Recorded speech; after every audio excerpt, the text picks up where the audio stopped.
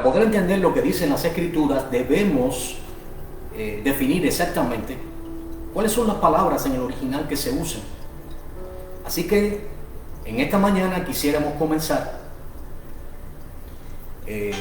leyendo lo escrito en el libro de Génesis, en el capítulo 2 y en el verso 7.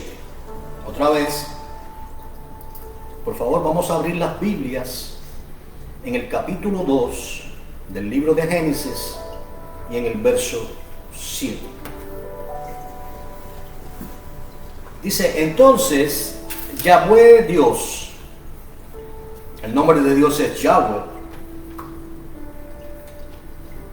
que significa yo soy, formó al hombre del polvo de la tierra y sopló en su nariz aliento de vida, y fue el hombre un ser viviente. Vamos a usar las palabras correctas. Entonces Yahweh Dios formó al hombre del polvo de la tierra. Cuerpo se traduce del griego basa, y sopló en su nariz aliento de vida, póngale entre comillas, entre paréntesis, espíritu, que viene del griego del hebreo rúa, y se utiliza en el Nuevo Testamento, que fue escrito en griego koiné, la palabra neuma. Así que tanto nefesh como neuma significan espíritu. Y fue el hombre un ser viviente. Algunas Biblias colocan la traducción correcta, aunque la Reina Valera edición 1960, que es la que estoy usando ahora, traduce un ser viviente. Otras traducen un alma viviente. La palabra correcta aquí es nefesh. Bien, entonces entendemos que Dios nos formó del polvo de la tierra. El primer hombre, Adán, fue tomado del polvo. Por eso dice, del polvo fuiste tomado y al polvo volverás. Cuando él se rebela contra Dios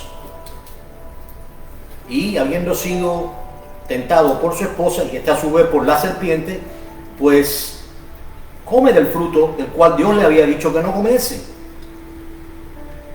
Entonces entendemos que cuando Dios forma el cuerpo del hombre, basa del polvo de la tierra, sopla en las narices del hombre, que era un cuerpo muerto, inerte, donde no había vida, su aliento o espíritu. Ese espíritu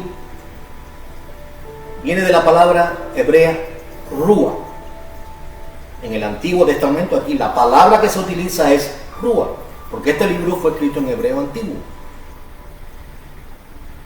Pero esa palabra tiene un equivalente en griego que es neuma. Neuma. Este es en el caso del espíritu. Ahora, dice que entonces, una vez que el espíritu, que el hálito, porque eso es lo que es el espíritu, el hálito, viento, fuerza invisible, eso es algo que viene de Dios. Por eso dice, el hombre vuelve al polvo de donde fue tomado, y el espíritu, el rúa, vuelve al Dios que lo dio. Tome nota, eso está ahí en el libro de Eclesiastés, en el capítulo 12, versos 6 y 7. Pero no obstante, lo que ocurre es que entonces el hombre tiene un alma. Algunos dicen que el alma y el espíritu es lo mismo. Nosotros creemos que no lo es. Si usted va a la primera carta del apóstol Pablo a los tesalonicenses, dice claramente, voy a tratar de ser rápido para buscarle porque el tiempo que tenemos es limitado, pero sí me gustaría que lo contactásemos. En la primera carta del apóstol Pablo a los tesalonicenses, pues en el capítulo 5,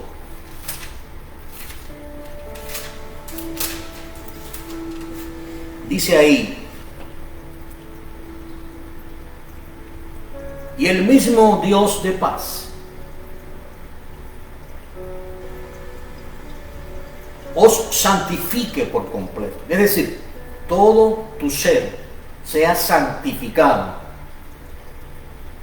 Y todo vuestro ser, el cual es espíritu, rúa, alma, nefesh y cuerpo básico.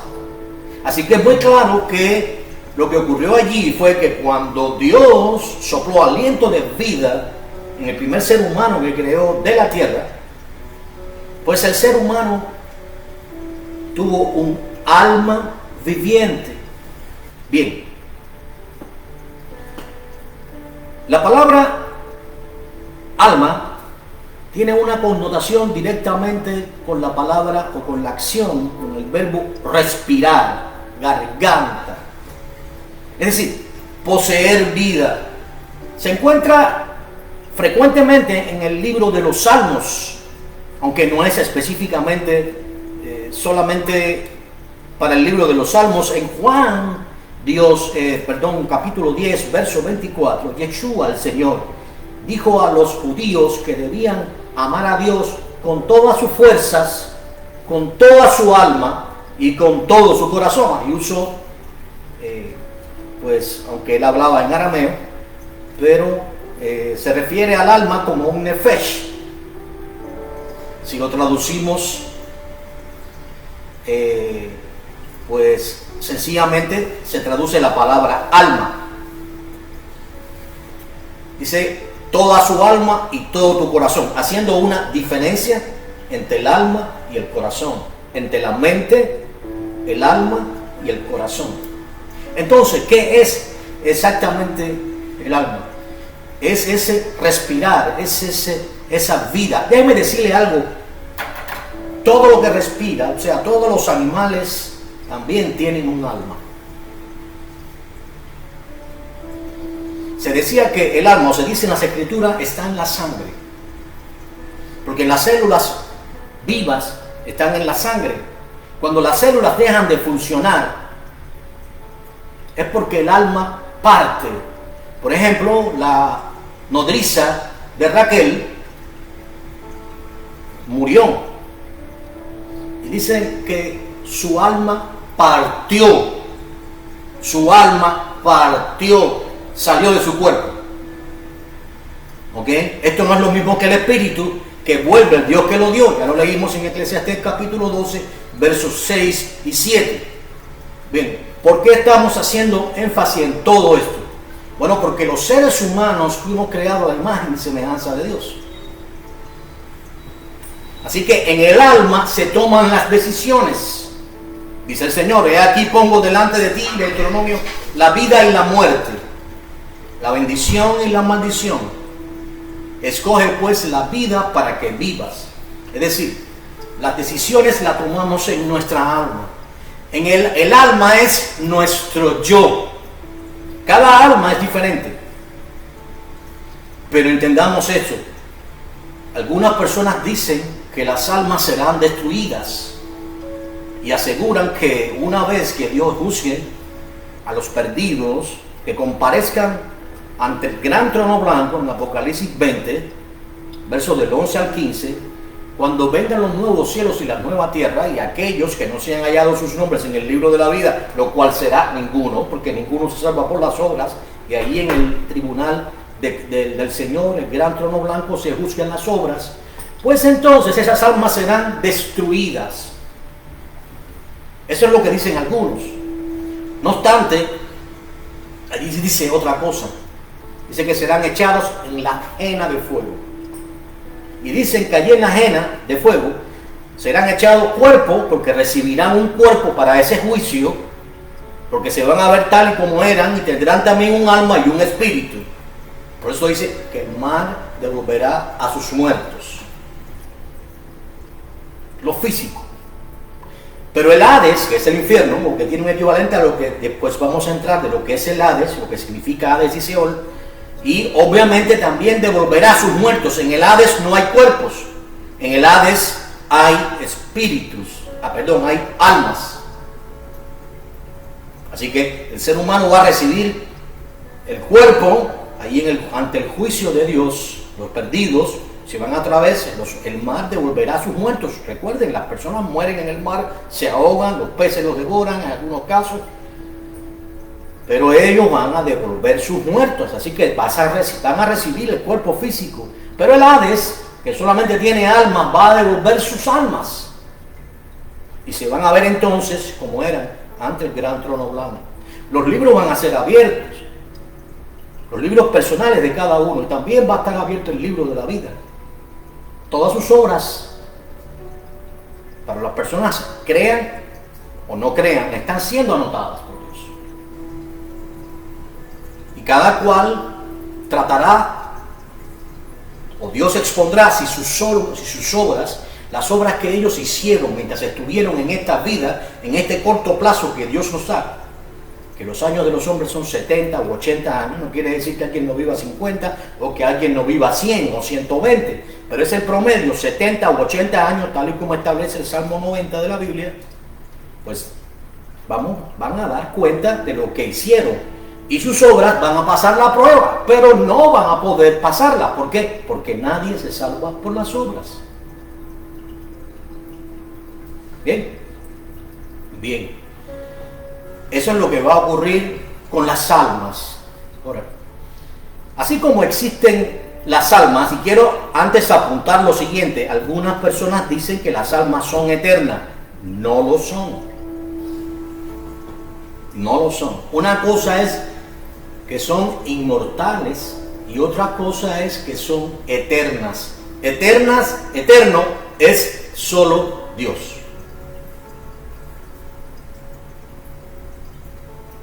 Hay una diferencia, voy a explicarlo, entre inmortalidad y eternidad.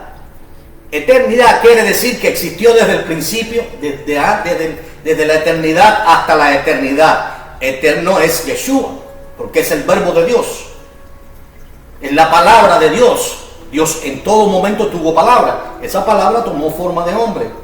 Eterno es el Padre y eterno es el Espíritu Santo. Los ángeles no son eternos porque en algún momento fueron creados y no existían. Las almas no son eternas porque en algún momento fueron creadas y no existían. Pero sí son inmortales. Hay personas que se confunden porque el Señor dice a Ezequiel: el alma que pecare, esa morirá. Pero recuerden esto: Dios dijo a Adán que moriría como consecuencia de su pecado, pero vemos cómo Adán continuó viviendo físicamente. Y llegó un momento en que sí murió, pero lo que vemos fue el primer resultado, que él quedó apartado de Dios. Por eso es que Dios retiró el paraíso, que también vamos a hablar de él si es que me da tiempo, y sacó a Adán y a Eva del paraíso, lo trajo a la tierra y puso un querubín o querubines con espadas que se revolvían de tal manera que nadie alcanzara la eternidad, es decir, en este cuerpo. Por lo tanto, vamos al segundo punto: ¿quién es exactamente Dios? La Biblia dice: Dios es espíritu. Los cielos de los cielos no pueden contenerlo. El cielo es su trono y la tierra es el escabel de sus pies. Dios es un espíritu. Dios creó las almas, pero Dios no es un alma. Pero Dios es espíritu. Ahora, Dios creó los ángeles según sus rangos: querubines, serafines, arcángeles, ángeles, en fin, todo el rango angélico. Pero los ángeles tampoco son, como decía anteriormente, eternos, mas inmortales. Y según describe el libro o la carta de los Hebreos, en el capítulo 1, los ángeles son un poco superior a nosotros.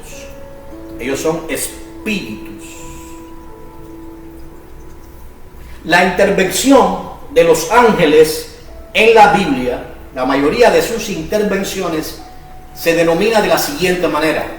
En Job 1:6 y en Job 2:1 se describe a los ángeles como hijos de Dios, antes de que ese término se aplicara a los cristianos, a los seguidores del Señor. Usted puede leer ahí en Job 1:6 y en Job 2:1 dice: un día vinieron a presentarse ante Dios los hijos de Dios, entre los cuales vino Satanás. ¿Quién es Satanás? ¿O quién fue? Su origen, él fue llamado, su nombre verdadero era Luzbel. Él es un querubín de alto rango, altísimo rango. Su movimiento producía música. Todas esas piedras preciosas que era su vestidura producían música. Este es Luzbel.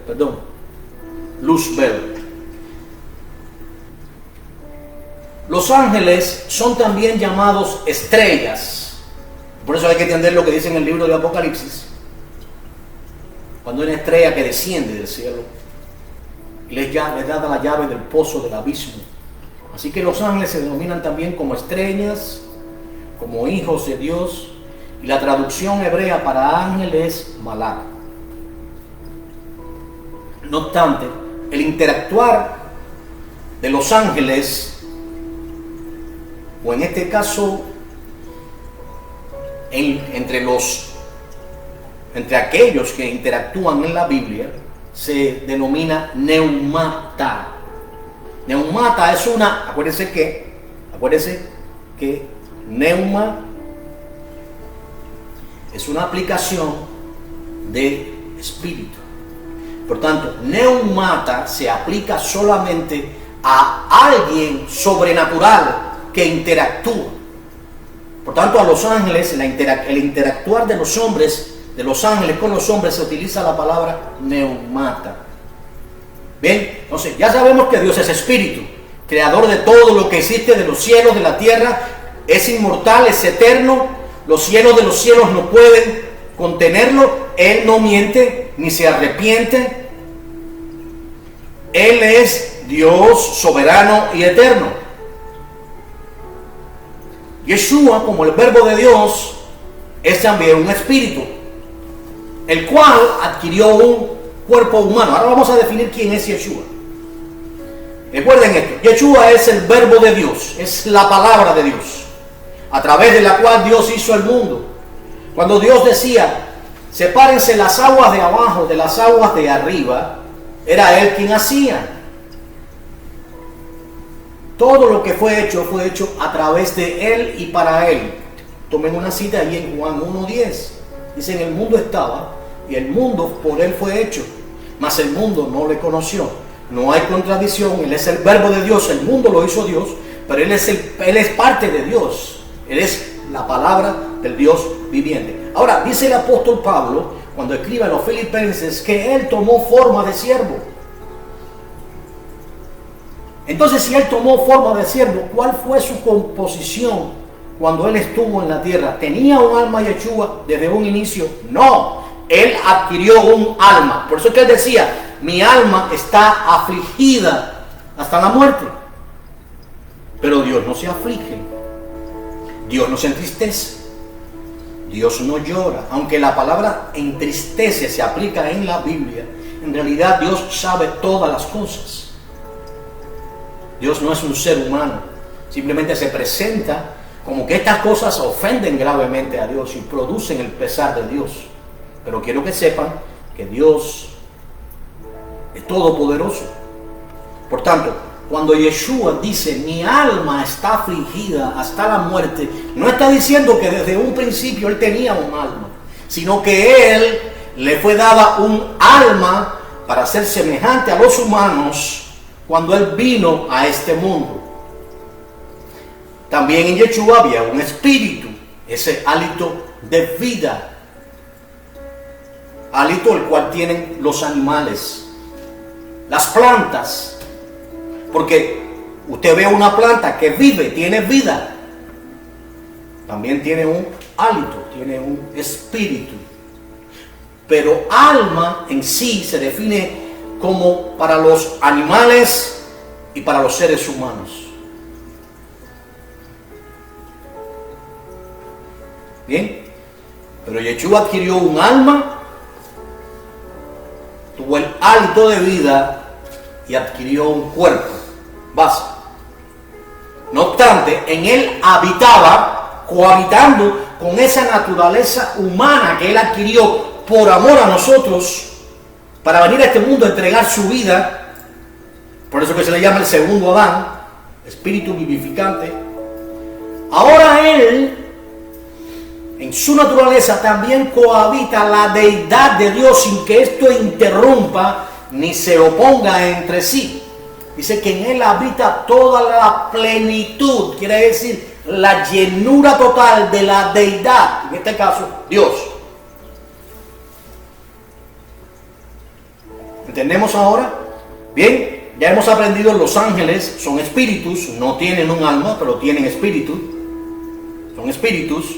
El interactuar de los ángeles con los hombres se aplica a la palabra neumata, no así con los hombres en la palabra que se utiliza, la palabra neuma o rúa, según sea el Antiguo Testamento o el Nuevo, y se utiliza la palabra neuma, pero alma se utiliza la palabra hebrea rúa, y en el Nuevo Testamento psique, de ahí viene la palabra psicología. Bien, o la psiquis, ok, psique. Bien, ya estamos en este punto. Usted dirá, bueno, ¿y esto a dónde nos lleva? Nos lleva a la primera carta del apóstol Pedro, en el capítulo 3 y en el verso 18, y lo que implica exactamente sabiendo quién fue Yeshua. Y quiero añadir a esto que una vez que el Maestro resucitó, él adquirió un cuerpo glorificado. Y con ese cuerpo glorificado, dice allí tanto en el Mateo 28, donde él fue adorado antes de ascender, y también en Hechos 1, donde también lo adoraron antes de ascender, y solo a Dios se adora, si alguno tiene oídos que oiga. Él ascendió a los cielos y se sentó a la diestra de la majestad, con ese cuerpo glorificado que adquirió por amor a nosotros. Es por eso que es nuestro abogado, es por eso que intercede por nosotros, porque él estuvo en forma humana y ahora incluso tiene un cuerpo glorificado, un cuerpo que nosotros, glorificado, también tendremos. Si alguno tiene oídos, que oiga. ¿A dónde vamos ahora? Vamos a la primera carta del apóstol Pedro. Vamos a estudiar exactamente qué fue lo que ocurrió en el tiempo, en esos 3 días en que el Señor fue crucificado, en que fue depositado su cuerpo en una cueva en la cual no habían puesto a ningún hombre, en la cual José de Arimatea se presentó ante Pilato, el cual se sorprendió por la muerte rápida que tuvo el Señor, y donde, tal y como decía la palabra de Dios, ni uno de sus huesos fue quebrantado, pues así decía en uno de los salmos. Amén. Por tanto, le fue dado el cuerpo a José de Arimatea y se depositó en una cueva. José de Arimatea era un hombre rico. Nicodemo había ido con él, que era uno de los principales, aunque también José de Arimatea era parte del concilio de los fariseos, pero él había creído. Ahora, expuesto el cuerpo del Señor, y luego es sellado con una piedra. Entonces, los judíos le dicen a Pilato que envíe soldados, que envíe guardias para velar en la tumba del maestro, porque quizás los discípulos robarían el cuerpo. Por tanto, este es el panorama que tenemos adelante, y el cuerpo del Señor estaba en la cueva. Hoy en día, Los cuerpos no se depositan en cuevas.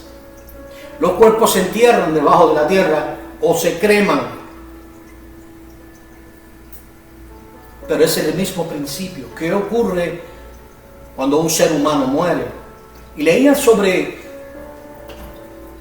un pastor que le escribió un hermano diciendo: pastor, mi hijita, siendo cristiana, murió. ¿Dónde está ahora el alma de mi hija? ¿Está en la sepultura? Pues todos sabemos que hay diversas sectas que enseñan o que aseguran que las almas quedan en la tumba junto con el cuerpo, pues ven el cuerpo como la misma alma. Así que este hombre probablemente estaba angustiado con este tipo de enseñanza, y por eso queremos clarificar esto, para que sepamos, muchos de nosotros hemos perdido a nuestros seres queridos. Algunos de ellos se rindieron a Dios, pero otros no. Ahora es la pregunta: ¿dónde está el alma ahora de los seres humanos? ¿Duerme? ¿Duerme en espera del juicio? ¿O está en un lugar? Si ha creído que Jesús es el Señor, que Dios lo levantó de los muertos, ha confesado su nombre, se ha arrepentido de sus pecados, ha nacido de nuevo antes de morir, Él está en las moradas celestiales y lo vamos a probar. Pero si la persona rechazó el sacrificio salvífico del Señor, hecho por todos los hombres en la cruz del Calvario, de tal manera que dio por inmunda la sangre del pacto, entonces esa alma, ¿dónde está? Bueno, sin perder más tiempo, vamos a la primera de Pedro, como decía, allí en el capítulo 3.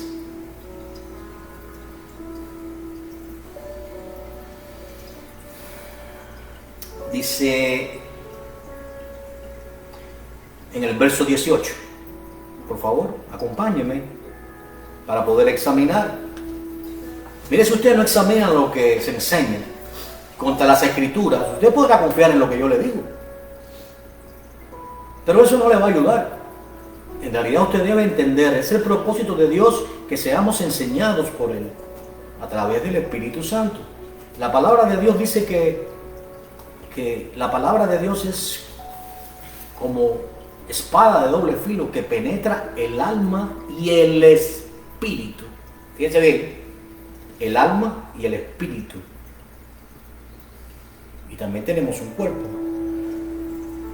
También lo dice Hebreos 4:12, alma y espíritu, nefesh y ruah, y discierne todas las cosas. Así que debemos poner a prueba la palabra. Por eso dice aquí, porque también Cristo, aquí póngale el Mesías o el ungido, padeció una sola vez por los pecados, porque aquí el apóstol Pablo está hablando de que es mejor padecer haciendo el bien, si es la voluntad de Dios y así lo quiere, que haciendo el mal. Los hermanos estamos padeciendo constantemente, porque no pertenecemos a este mundo, porque estamos en este mundo como peregrinos y extranjeros.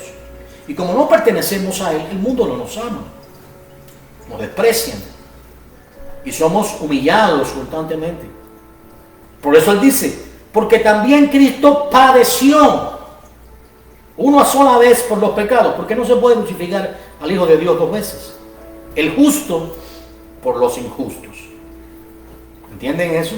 Ese sufrimiento se va cumpliendo en nosotros, es la voluntad de Dios que padezcamos.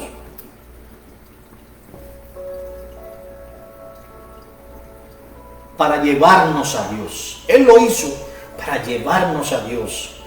Siendo a la verdad muerto en la carne, basa, pero vivificado en espíritu. en el cual fue y predicó a los espíritus encarcelados, paréntesis, neuma. ¿Quiénes son los espíritus encarcelados? Bueno, miren bien, y esto es un recordatorio donde también se habla en la segunda carta del apóstol Pedro,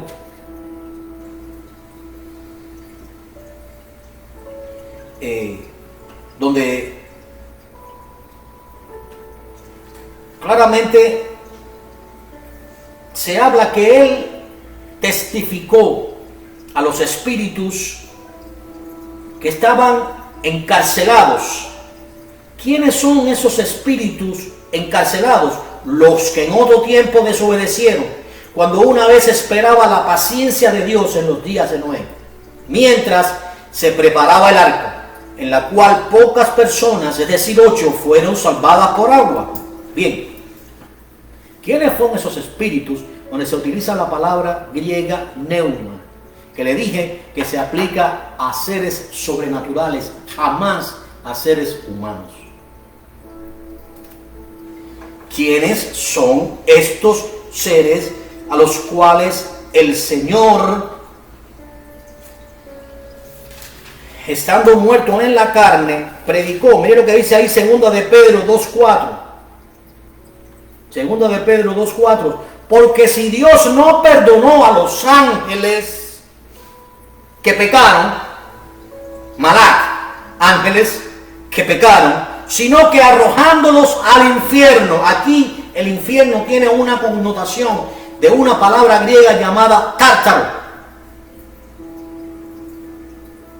que los arrojó al tártaro, y aquí lo define: los entregó a prisiones de oscuridad para ser reservados al juicio.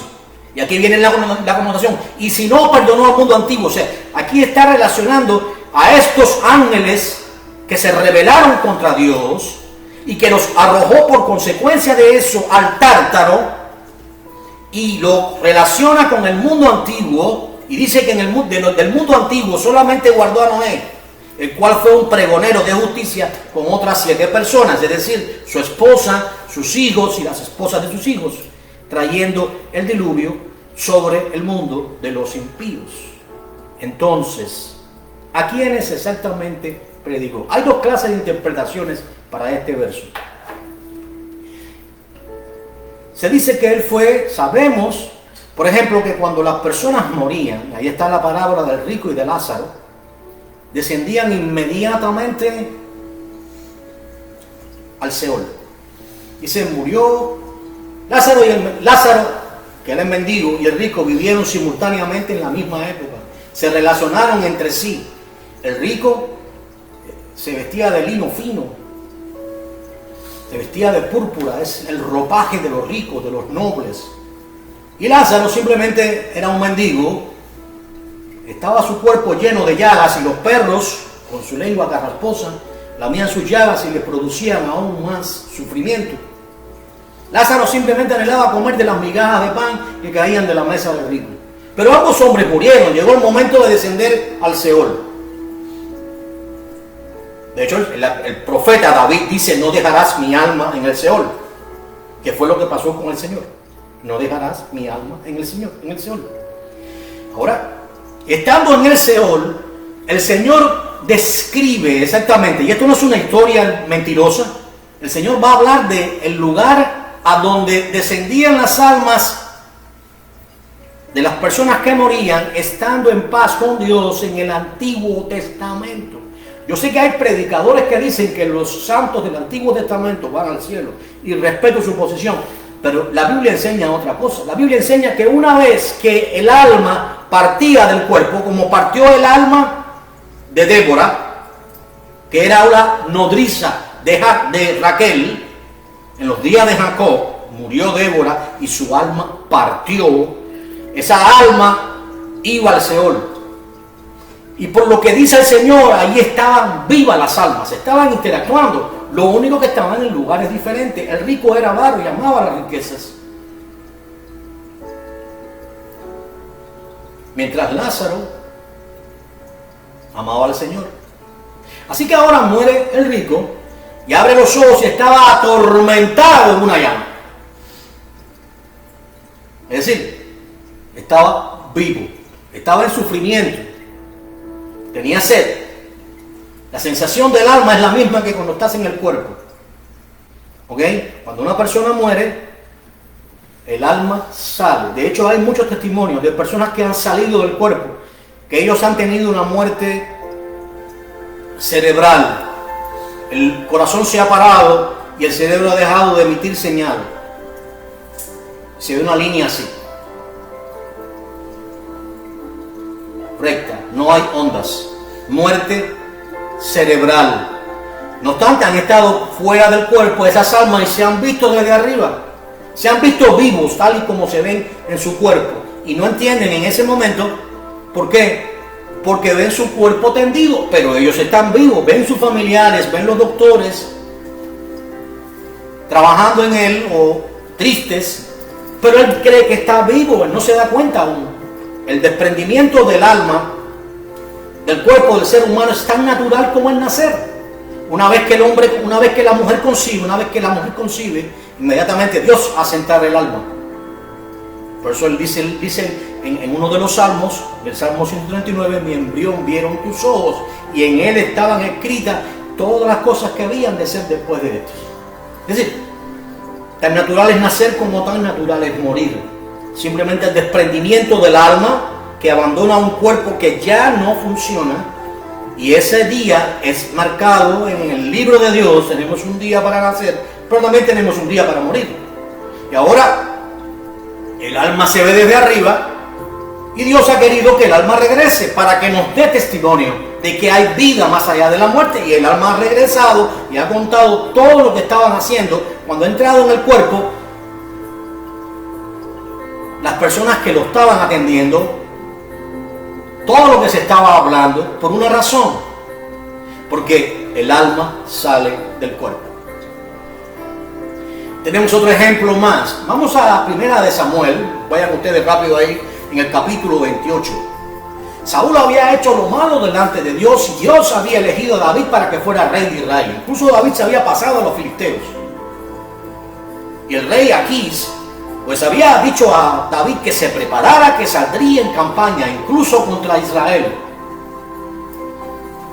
Pero los príncipes de los filisteos tuvieron miedo. Pues ese es el mismo David que decían, David mató sus 10,000 y Saúl sus 1,000. Así que tuvieron miedo de este David, que era un hombre valiente en gran manera. David tenía como 600 hombres bajo su mando. Pero cuando Saúl vio el ejército de los filisteos, los cuales eran muchos más, tuvo miedo. Y como ya Samuel había muerto, y Dios no le respondía por Urim ni por Turim, que era la manera en que ellos consultaban a Dios, pues tuvo buena idea, y fue que buscasen a una medium, personas que hacen pasar a los muertos, que hablan los muertos por ella. Espiritistas, adivinas, agoreros, hechiceras, brujas. Es lo que hay hoy. Brujos, hechiceros, adivinos, babalaos, paleros, santeros, hijos de Satanás. Pues eso eran. De hecho, la Biblia dice que esas personas debían ser cortados del pueblo de la tierra. Lo fueron las instrucciones de Dios para Israel. Hoy en día, bajo la misericordia de Dios, el trato de Dios es, Dios espera que todos los hombres se arrepientan y procedan al arrepentimiento, que es la voluntad de Dios. Ahora,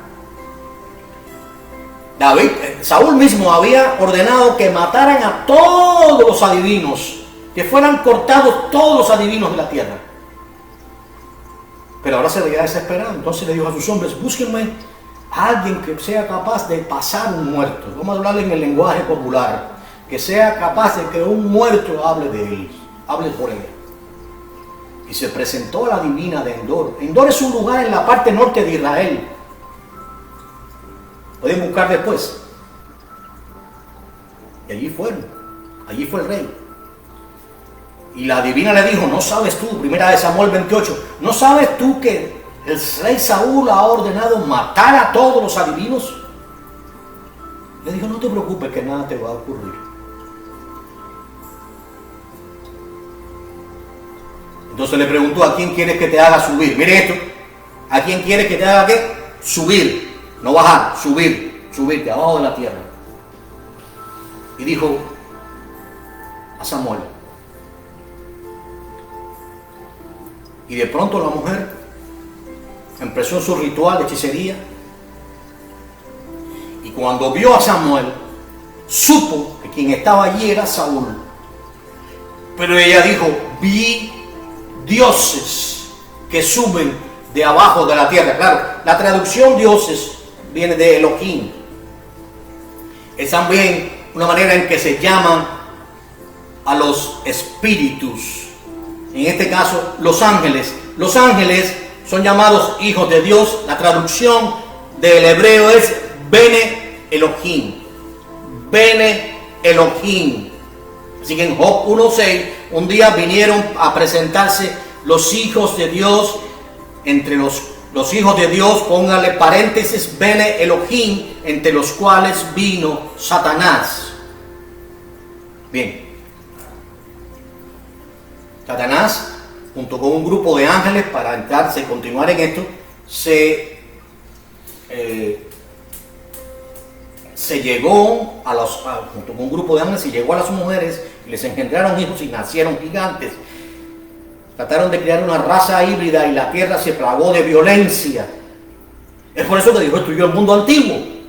Los hombres se encendieron los unos con los otros, se mataban unos a otros, los gigantes devoraban a los hombres, bebían su sangre, y es por eso que Dios destruyó el mundo antiguo. Pero ahora continuamos en esto. Dice: he visto dioses que suben de abajo de la tierra, he visto Bene Elohim que suben de abajo de la tierra. Y era Samuel. Como ustedes pueden ver, esto se opone frontalmente a lo que enseñan algunos maestros de teología, asegurando que los santos del Antiguo Testamento iban al cielo. Aquí dice que el espíritu de Samuel, aunque la mujer lo ve como un Bene Elohim, pero en realidad era un alma que emergía de abajo de la tierra, porque el alma de Samuel estaba debajo de la tierra. ¿Dónde estaba? En el Seol. Y le dice a Saúl que él había sido desechado y que había un prójimo de él que estaba en su lugar y que era David. Y que al otro día él y sus hijos estarían junto con él. ¿Dónde estaba el espíritu? En el Seol, en el Hades. Ahora vamos a la parábola del rico y de Lázaro. El Hades estaba atormentado, el rico. Había una cima que dividía ambos lugares. ¿De cuál lugar? Del seno de Abraham, donde Lázaro era consolado. Bueno, para concluir esto entonces, porque el tiempo me apremia, pero lo que dice aquí es que él fue muerto en la carne, pero vivificado en el espíritu. Aunque algunos dicen que él testificó a los que estaban en el seno de Abraham, y probablemente lo hizo, pero aquí la palabra que se utiliza, si usted lo estudia profundamente, es neuma, y se habla de espíritus encarcelados, y los espíritus que estaban encarcelados eran los ángeles, lo acabamos de leer ahí, caídos, que se rebelaron contra Dios. O sea, el Señor fue a testificar su victoria. Recuerden que le arrebató el imperio de la muerte a Satanás, el cual tenía. Por eso que las personas que morían iban debajo de la tierra. Ahora, cuando el Señor asciende al cielo, dice la palabra de Dios que Él llevó la cautividad al cielo. ¿Qué significa? Que los que estaban en el seno de Abraham, Él los trasladó al cielo. Y que también llevó el paraíso al cielo. Porque dice, si usted lee Lucas 16, 19, voy a permitirle leérselo para que entienda.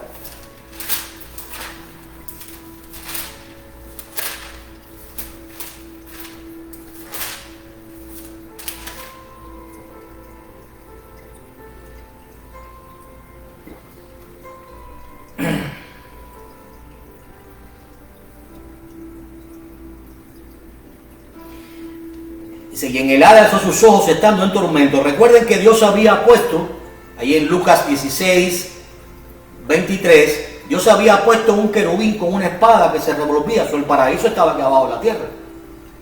Amén. ¿No estaba acabado? Allí no estaban Adán y Eva en el paraíso, en el jardín del Edén. Y Dios no puso un ángel, un querubín con una espada que se revolvía, o querubines con espadas que se revolvían para que el hombre no alcanzara la eternidad. Y separó el paraíso. Así que claramente dice, lo que se traduce aquí es que sencillamente el seno de Abraham implicaba el paraíso que estaba debajo de la tierra.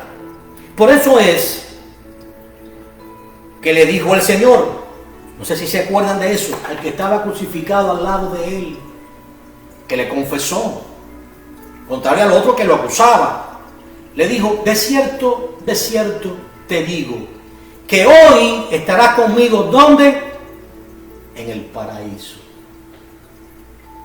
Muerto en la carne, pero vivificado en el espíritu, en el cual fue y predicó a las almas atadas, a los espíritus, encarcelados, neumata, a los ángeles caídos. ¿Y a dónde fue el ladrón o el malhechor que estaba crucificado al lado de él? Al paraíso. Tal y como él dijo, ¿dónde estaba el paraíso? En el seno de Abraham. Así que él murió y fue llevado por los ángeles al paraíso, al seno de Abraham. Pero estando muerto en la carne, y luego que él resucitó y se presentó a sus discípulos 40 días, y él ascendió al cielo, dice la Biblia que llevó la cautividad cautiva. Es decir, tomó a aquellos que estaban en el seno de Abraham, que ahora sí, él tenía toda la legalidad, que habían sido justificados por su sangre, porque no hubo conversión en su proclamación en el tártaro los ángeles caídos. Fue simplemente testificar su victoria. Es por eso dice que Judas escribe, y dice también Santiago, que los ángeles caídos tiemblan. ¿Por qué tiemblan? Porque él fue y testificó su victoria. Ya ellos saben que para ellos no hay perdón, porque ellos no son como los seres humanos. Ellos son hechos superiores a nosotros. Nosotros tenemos un alma, ellos no tienen un alma, ellos son espíritus ministradores. Por lo tanto, ellos violaron su propia dignidad, dejaron su propia morada, que es el cielo, para venir a la tierra y vivir como un hombre, tener relaciones con mujeres, que eso le fue dado solamente a los hombres de parte de Dios y no a ellos. Por eso también nos habla de que los ángeles tienen voluntad propia, que pueden obedecer a Dios o pueden desobedecerlo. Por eso que se dice que las mujeres deben tener una señal de autoridad por causa de los ángeles. Y que los ángeles caídos están atados en el tártaro. Pero al testificar Cristo que Él venció y que ahora tiene la victoria sobre la muerte, tenemos una completa seguridad de que cuando las almas de un cristiano muere, de un hijo de Dios, inmediatamente ya no va al Seol, ya no va al Seol, en este caso al seno de Abraham, porque ya Él nos justificó, ya Él pagó, ya Él nos regeneró, nos limpió, y cuando un alma ahora en Cristo muere, va al cielo. Solo ve allí, y le voy a dar una cita clave, Apocalipsis capítulo 6, verso 9. Allí están las almas debajo del altar, son los mártires de Cristo. Ellos están vivos, están interactuando, están clamando. ¿Hasta cuándo será nuestro tiempo? Están vivos. ¿Dónde? En el cielo. En el altar, debajo del altar de Dios. Así que ahora el alma de su ser humano, si partió de su familiar, si creyó de corazón, está en el cielo. Pero ¿qué tal de las almas que despreciaron a Dios y murieron en enemistad con Dios, aborreciendo el sacrificio salvífico del Señor? Dice la Biblia que solo les queda una horrenda expectación de juicio y del borde de fuego que devorará a los adversarios. Así que las almas que mueren en enemistad con Dios descienden directamente al infierno. Murió el rico y abriendo sus ojos estaba atormentado en una llama. Y aunque el infierno es un lugar temporal, que luego dará pasos a un lugar mucho peor, que es la jena de fuego o el lago de fuego y azufre, que arde, que es la muerte segunda, donde serán atormentados no solamente el alma, como está ahora siendo en el infierno, el alma de las personas que partieron de su cuerpo, que terminaron su existencia terrenal, pero que despreciaron a Dios, sino que ahora en la ajena de fuego serán atormentados cuerpo, alma y espíritu. Ahí se cumple entonces que el gusano de ellos nunca muere y el fuego nunca se apaga. Los hijos de Dios que están en el cielo están ahora en sus almas. Ellos están esperando el momento en que recibirán cuerpos glorificados. Primera de Corintios 15, 51 y 52. Y nos precederán en las nubes cuando ocurre el evento del arrebatamiento de la iglesia. Y ahí recibirán cuerpos glorificados, al igual que los que estén vivos en ese momento. Y regresarán con el Señor para venir a reinar sobre la tierra con cuerpos glorificados. Por eso dice que Él nos ha hecho reyes y sacerdotes, pues reinaremos con Él y seremos sus sacerdotes. Amados, concluyo con esto. Cristo es el bautismo que nos salva, es exactamente ese.